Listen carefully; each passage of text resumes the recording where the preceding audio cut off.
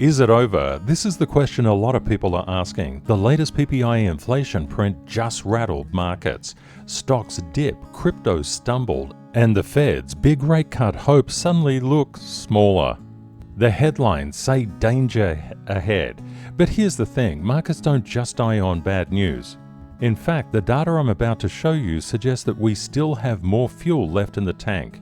I'll be breaking down exact Bitcoin, Ethereum, and S&P 500 levels using the CTKS method so you can see where smart money will be buying when everybody else is panicking. Let's run the numbers. Let's start with what happened. The producer PPI numbers came in much hotter than anticipated. This means that inflationary pressures are sticky, and what that means is inflation is getting entrenched. Previously, at the start of the week, the CPI numbers came in really well, and many people were expecting them to be hotter than anticipated. Institutional traders and investors already know the CPI is going up. Inflation is going up. The street will find out about it later. The probability of a rate cut just 24 hours ago was 94.3%. It's currently 92.7%. It's gone down. And yesterday, there was no probability whatsoever that rates would remain unchanged. Right now, today, there's a 7.3% chance. Previously, the probability of 3 rate cuts existed. Now it's dropped down to only 2 rate cuts. We can see that Bitcoin has gone down. Also, the VIX did spike. We've been talking about the VIX spiking for quite some time. And boy oh boy, when the VIX spikes, the inverted VIX paves the way for future market direction. But is this a short-term bounce or something more sinister? Make sure you watch all the way to the end to find out that answer. The issue is, when the Asian markets start to open, there's likely to be negative downside pressure as people panic like hell. And please let me know in the comments, have you listened to the Green Fire song from the playlist on @CTKS Method? It's in this particular playlist and it's a ripping song. All of the songs are designed to help you to understand the mindset that is profitable to trade and invest. They're not random songs. They are worth a fortune to your mindset. A lot of people right now are telling you that inflation is really bad. Actually, deflation is really bad. When we have a look at the chart from LV29, you can see US inflation rate year on year. That is that red line. And what happened as inflation was getting deflationary? What happened to the S&P 500? It absolutely and utterly tanked. Let's fast forward to 2015, when the US inflation rate took a nosedive down. What happened to the stock market? It went through a correction. What happened to Bitcoin? It actually bottomed out. But that was a brutal capitulation. Fast forward into C19. What happened to the inflation rate there? It came down. What happened to the S&P 500? It got slaughtered. What happened to Bitcoin? It got slaughtered as well. It doesn't look like it, but it did. Now, what does this mean to you? If the inflation rate is falling off a cliff, hey, that's bad news. What if the inflation rate goes up? What happens to risk-on asset classes? Well, they typically go up. Oh, so a hot PPI number is really bad. No, it's not. One of the problems around this particular point in time, and of course we're in August, second week, is as we enter into September and potentially, of course, October, we definitely get some weakness in terms of past performance. Now, this doesn't always happen, but it has happened quite a number of times. This is why we need to look at structure. We need to move past headlines. And we need to assess price reality. In terms of secular trends, we're actually looking very much like this period in time. We've had 2 little blips, and the perspective is we're going to have a couple more. But just remember, this is really up and down price action. You can see it there. It doesn't look like much, but when you're in the thick of it, it looks like a lot. Another thing to bear in mind, the earnings as per earnings season have been incredibly good. Markets are driven by earnings. And in terms of sell at the top indicators for the crypto market, what we're seeing is basically none of them have triggered as yet. The crypto market is expecting more upside. Let's turn to one of the most important charts that we can be keeping our eye on. Since the start of August, we've had an uptrend in the S&P 500 that looked a little bit wobbly but is still maintaining itself. It was very, very likely that we were going to get a pullback, and I always talk about this. Green fire typically turns into red fire, green fire to red fire, green fire to red fire, and then straight back to green. Typically what occurs is people get really excited on the green and they buy, and then it goes red and they sell, and it goes green, they buy, and it goes red, they sell. If you can relate to this kind of activity, please let me know in the comments. The issue is we've got very good structural support around that 64.30. There is structural support down lower around that 63.50 mark. Overcoming the structural overhead resistance at 64.90 is going to be the issue for the S&P 500. Of course, when we look at the CTKS method, we actually analyze all of price history and price action through two levels of standard certification. What I've done is just draw in what are called SCs or Stanfield zones. They go across all the SLs or Stanfield levels. SLs or CTKS levels are the way that you can look at the hidden architecture of charts. It literally gives you X-ray vision. And like looking at any X-ray, you've got to be trained to understand it. We also have to keep our eye on the VIX. The VIX has been coming down, but according to the structure of the market, we would expect it to base around this particular level, at least for a while. Why? Because there's really strong structural support underpinning the VIX right now. The markets are a very big jigsaw puzzle, and one of the things that we look at is the Russell 2000 to seek to understand where the crypto market could go. Actually, the ASX has been very interesting of late. It's been throwing some fairly good signals, so keep your eye on that. Always just think about what other people will do inside the market. If they've seen all of this red action, and you know the social media and the press are just going to jump on it and say, oh my God, it's all over. Why? Because it went red. Or what happens when it goes green? It's going to infinity and beyond. But we know this is just simply not the case. A lot of people will say, oh, Bitcoin retraced because it hit a previous all-time high and it backed off. How do you explain the Russell then? One of the things that I do when I'm trading, I always listen to these songs, and you can do it absolutely free. Just put in inside YouTube at CTKS Method, go to the playlist and play this. It is a freshly created channel, and seriously, these songs will boost your profitability by orders of magnitude. When we look at total crypto market cap, we can see that total crypto market cap is in an uptrend. It's actually showing a degree of strength, and you could say it's just withdrawn to a very reasonable trend line on the daily basis. But of course, we don't look at price like this, we look at it structurally.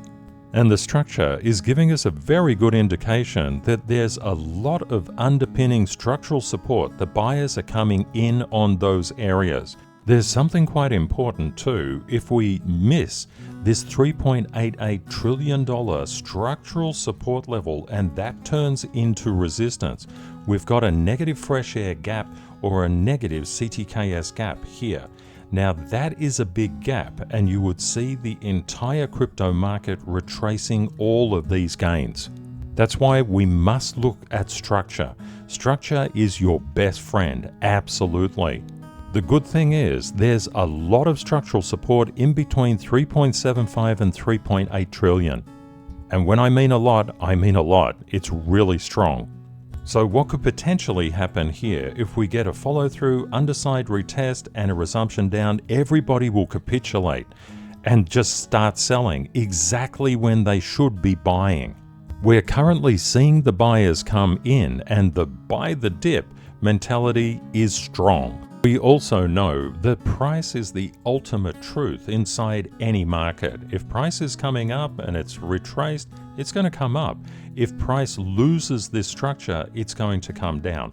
Don't worry about any stories, follow the structure. We know that ultimately it will be Bitcoin that drives the total crypto market cap's narrative. If Bitcoin is coming down, total crypto market cap will come down. That means whatever you're investing or trading in, if it's inside the crypto market, if Bitcoin moves down, that particular alt will follow that path 99 out of 100 times. When looking at Bitcoin, we can see it's absolutely in an uptrend. It's done a very good sign of strength here, and it's just coming back to retest that level. Now, there's a very important thing that we need to understand. Bitcoin is currently $118,375. If we lose this level, we have a negative CTKS gap, literally down to 114,000. Now, what does this mean? If we lose this particular level, if the structure doesn't hold at this time, we could be looking at some ugly price action. Now, does that mean that you should panic? No, it just means that you should prepare. And members of the service, you've known that this fresh air gap has existed since the start of the month. And we've seen it so many times. We've seen it on Tesla, MicroStrategy, Strategy, so many times. These negative gaps can turn into positive gaps just as quickly. They are incredible opportunities. They're not things to be feared, they're things to understand. How are things looking on Ethereum? Ethereum has been very strong after being incredibly weak. Ethereum had the biggest buildup of shorts literally in its own history, and those shorts have managed to push ETH higher as they have been taken out of the market. One thing to bear in mind, ETH is a little bit susceptible to downward price momentum at the current time. And this up and down price action is very normal stuff. ETH is currently 45.32. One thing to just note, there is substantial underpinning structural support in these areas. That's why I've let you know that it exists down there. When everybody is getting so incredibly super excited about everything breaking out, we understand the power of retracements. That green fire will burn you, the red fire will make you. The crypto market is exponential by nature, and if you're going long or short, you have a very high probability of being stopped out in either direction. That's why getting your skills in spot first is not a bad idea. When we look across the past 24 hours, we've seen $1.09 billion worth of liquidations, and not surprisingly, the long liquidations were the dominant force, and that drove price down. Something that could be quite interesting for you to just keep on your radar. The long liquidation levels and short liquidation levels are through this particular liquidation heat map, and we can see there's a lot of liquidity which tends to act as a magnet to get taken out of the market to the upside and also to the downside. But there's a vast accumulation around that 114,547 mark, and then a little bit lower around that 112. Green fire and red fire is incredibly expensive. Your account can get literally cut to shreds. That's why we look through the structural levels of the cheat sheet, from row 1 in to row 7. We're just going to go through the directional correlation right now. This just helps us to understand market sentiment. We've seen the VIX, so looking inside row 1, which is the VIX, the DXY, dollar yen, the 10, the 2, and oil. We've seen the VIX spiking up, the dollar spiking up, the Japanese yen spiking up. What about the bonds, the US 10, the US 2, and oil? All classic signs of negative price momentum in terms of risk-on asset classes. Row 1 is finally getting the memo. Let's have a look into row 2, which are junk bonds, the euro dollar, the Aussie dollar, gold, silver, and copper. I've been talking about this for a few days now, and you probably thought it was never going to happen, but it happened. This is the problem with the stock market. It's often really damn slow. When the signals start to fire, the stock market can take a couple of days up to a couple of weeks to action. We knew that this storm was coming, and when we look at row 3, which is the S&P 500, the Dow, the Russell, and the Nasdaq, we saw that sell-off and a recovery, sell-off, partial recovery, sell-off, full recovery, and good old Russell, who is very sensitive, Russell is still getting over it. A quick question for you. Do you think the downtrend is over? Please let me know your thoughts inside the comments. And thank you to everybody that does comment. You are awesome. Let's have a look at row 4. Row 4 is kind of looking under the hood. We can see Apple, Microsoft, Tesla, Nvidia, and Strategy. We can see here that Bitcoin dived like hell in the background. This is this negative price momentum. Did we see recovery in Apple? No, we didn't see recovery. What about inside Tesla? No. What about here inside Microsoft? Microsoft is not too bad, depending on where you start this thing. It did show a degree of strength. What about Nvidia? Now, Nvidia had some interesting news in the past 24 to 48 hours. I shared it in yesterday's video. And what about Strategy? You can see Strategy is following Bitcoin down. There were some really interesting posts on social media like, what the hell is Strategy doing? Well, it's just following Bitcoin. And what is Bitcoin doing? We'll have a look at row 5. We can see the total crypto market cap came up, all that beautiful green fire, and then just got extinguished in a blaze of red. We can see the same thing happen to Bitcoin. And also, Ethereum got whacked and Pepe is not paying today. Well, it always pays. It just literally all comes down to timing.